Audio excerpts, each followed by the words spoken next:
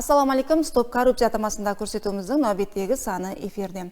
Әмеміздің хабарымыз бар, биылғы жыл мемлекетімізде коррупцияға қарсы күресуде айрықша жыл сыпатында белгіленді. Өзбекстан Республикасы президенті бұл хақында 26 декабрь күні болып өткен мәжілісте Али Мәжіліске һәм Өзбекстан Республикасы халқына жолдаған мұражатында да айрықша тоқтап өткен еді. Сондықтан да әрбір мекеме шөлкемге бұл бағдарда анық вазипалар белгіленген. Бүгінгі көрсетуімізде міне осы бағдарда кадастр системасында алып барылып отырған жұмыстар хақында тоқталмақшымыз.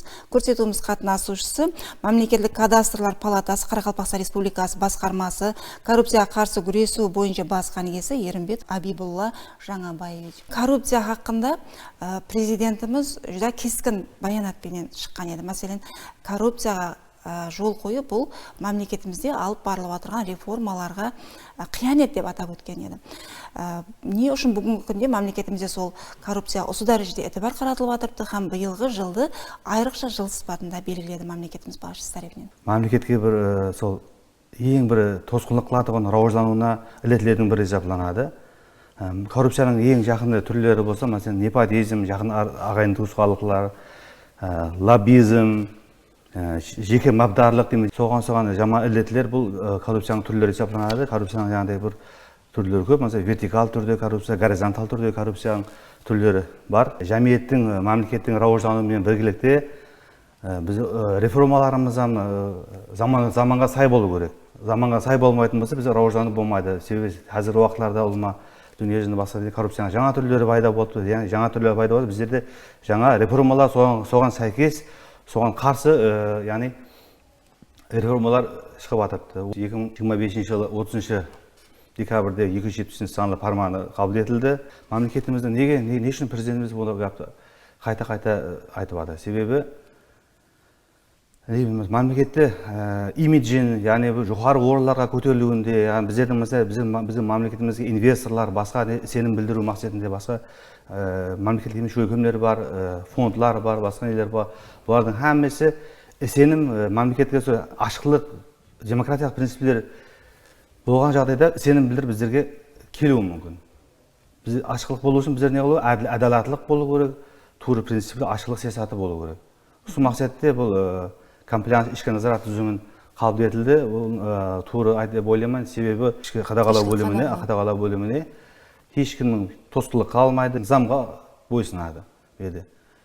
Коррупцияға қарсы күресу агентлікке турдан-туры бойсынады. Керек болса, жақында және бір қарарлар шығып жатырыпты бойынша, мәселен, жұмысқа алу мәселесінде коррупция қызметкерлеріне білімін асыру бойынша стажировкаларды өткізу керек болса, әр жылдан керек болса аттестацияны өткізу олар білім саласын және де күшейту мақсатында лажлар көріліп шығып жатырыпты. Штат бірліктерінде көбейту мақсатында бұл тәжірибеге ие коррупцияға қарсы күресу тізімінде тәжірибеге ие аудит анда юриспруденция қанегелігі. Жоғарыда айтып өттіңіз, дүния тәжірибесінен егер келіп шығатын болсақ, коррупцияға қарсы күресуде қандай механизмдер бүгінгі күннің сол талабы деп айтсақ болады?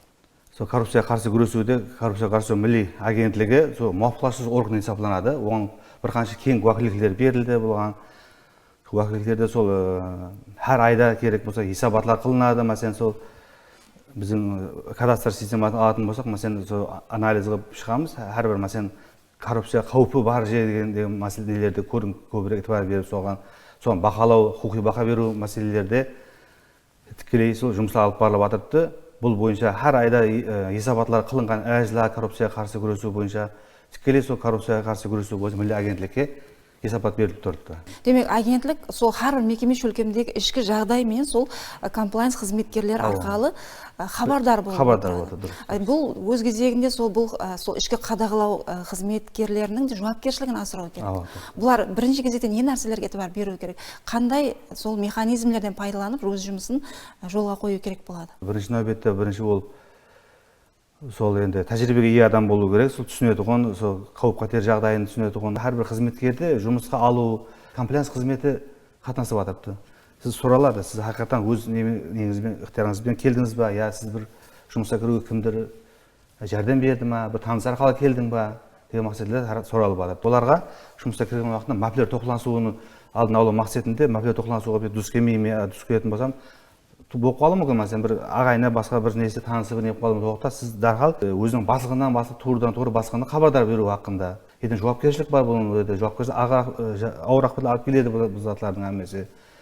Онан тысқары және қосымша қылатын болсақ, сол мафиялар тоқласуында туысында 2024 жылы низам қабыл етілді. Низамда сол көрсетіп өтілген мафиялар тоқласуында ақыбетлері, мафиялар тоқласу деген не мәнісі, бұлардың мәселен өзінің жеке мәпін мемлекеттік мәптен үстін қоюы, оның зиянлы ақыбетлері туысында ханегелерге әр аймақтарға барған уақыттар түсіндіріп алып барып жатырмыз.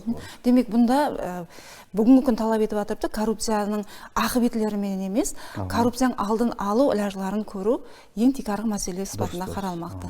Енді және бір мәселе саналастыру мәселесіне айрықша әтібар қаратылды. Міне сол президентіміздің сол қабыл еткен парманда да бұл хақында айтылады. Саналастыру бағдарын сол кадастр системасында қандай ілажылар әмелге асырылмақта бүгінгі күнде? Қазір уақытта ең актуал ахметлі бір мәселелердің бірі саналастыру мәселесінде біздерді ускат дәстүріне өтіліп атырды. Қазір уақытта толық мәселен кадастр системасындағы үй жайлардың несі сол неге кіргізіліп атырды. Саналастыруда бұл мәселен электрон арқылы бізге келеді. Сол электрон арқылы келгеннен кейін ол нөмір болып келеді, саналы болып келеді. Саналы сол арқылы жаңағы өзіміздің бар техникалар барып шұғылданады бұл нәрсені. Барған сайын саналастыруды тереңдестіру ләждарын алып барып жатырды. Инсан фактор араласқан жерде қандай да болса бір коррупция халатларының азғантай да болса көрінісі болуы мүмкін. Сол мақсатта саналастыруда мәселен қазір әрбір қызметкердің істеген жұмысы компьютерда көрініп тұрады біздерде. Ол қате жұмыс істеп жатыр ма, ол мәселен сол хұжетті бекарлаған болса, бекарлау себебі үшін бекарладыңыз.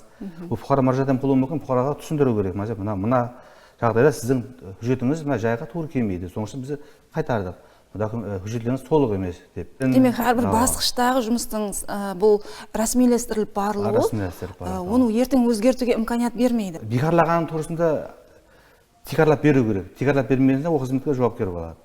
Себебі ол бойынша дұрыс айттыңыз, ол бойынша қызметкерлер бойынша менде сыр емес, ашық айдылық болып атыпты. Мәселен, қызметкер айып қылған болса, бір қатешілікке техник не қылған болса, оған түсінеміз, бір техник бір неған бір мәрте қылуы мүмкін, екі мәрте қылуы мүмкін, үшінші қобалар өсі қылған болса, оның кейінгі қызмет несін көріп шығамыз. Егер де жинат аламатлары болған болса, оны құқық қорғау ұйымдарымен біргелікте жұмысқа алып барып жатырмыз. Оған керек болса, құқық қорғау ұйымдарын тарту мәселесін көріп шығамыз. Біздер онда ашық айдылық принципінде әмелге асырылып жатырды. Қандай жағдайларда ұшыраспақта? Міне айне сол кадастр системасын алып қарайтын болса, міне осындай коррупциялық жағдайлар қандай мақсатлерде, қандай себеплермен әмелге асырылып жатыр? Енді кадастр мәселесінде көбінше, мәселен, жақында не қылдық, мәселен айтады, мен жұмысымды тездетіп бітіріп берсе дейді. Тездетіп бітіріп берсе деп жаңа асығып, жаңа болмайтын заттан бір жерді айтады, мына жерді мен алып қойсам, мына жерді бір не жасам. Бұл низамға тура келмейді. Низамға тура келмейді, себебі низамда ол қалып кетті. Аукцион арқылы жер сатып алынады, бюджетлестіреді жер кодексінде. Кім жер саудасында, ол кімнің кім екенін көрінбейді аукционда, ешқандай саналы технологиялар пайдаланған алда. Сол уақытта сатып алынады. Оның былайынша ол қазір пұл арқылы әмелге асырылмайды, себебі бірнеше басқыштардан өтеді. Мәселен, бір-бірінен бейғарез шөкімдер бар, мәселен, архитектура бар, өте қатынасады, көріп шығады. Біздерді мәселен олаған 15 деген этаплардан өтеді, сатып алғаннан кейін жағдайдан ол. Жаза қолданған жағдайлар бар ма? Мәселен, қандай сол жазалар қолданған? Әйне сол кадастр системасында іслеуші бұқаралар тарапынан де сол низам бұзушылық, коррупциялық жағдайлар анықталған болса егер. Бірінші нәубетте дұрыс айттыңыз, бұл жинаятты жазалау емес, алдын алу. Мәселен, қандай бір хадисе болды ма, бір жаман әрекет болды ма, бұл бойынша біздер енді өз тәжірибемен кешіп қалған халда не себеп болды біріншіден сұрақ қойылады. Сол үйреніп шығады қызметкердің несі, іс әрекетлері, қызмет вазифалары, келіп шыққан себебі не қандай шариғатлар болды, келешекте бұндай әрекеттердің алдын алу мақсатында не қылуымыз керек. Тек оған жаза шара болмас, бұндай болмауы үшін қандай әрекеттер қылуымыз керек турасында жауапкер лауазымды шақсылармен біргелікте жұмысқа алып барып жатырмыз. Hem de sol түпкіліктеп өзгеріс кірту мақсатында сол мемлекетіміздің сол әділдік принциптері дүния жүзінде белгілі бір мемлекеттер қатарына қосылуына, сол үлесімізді қолдан келгенше әрекет қылып жатырмыз деп ойлаймын.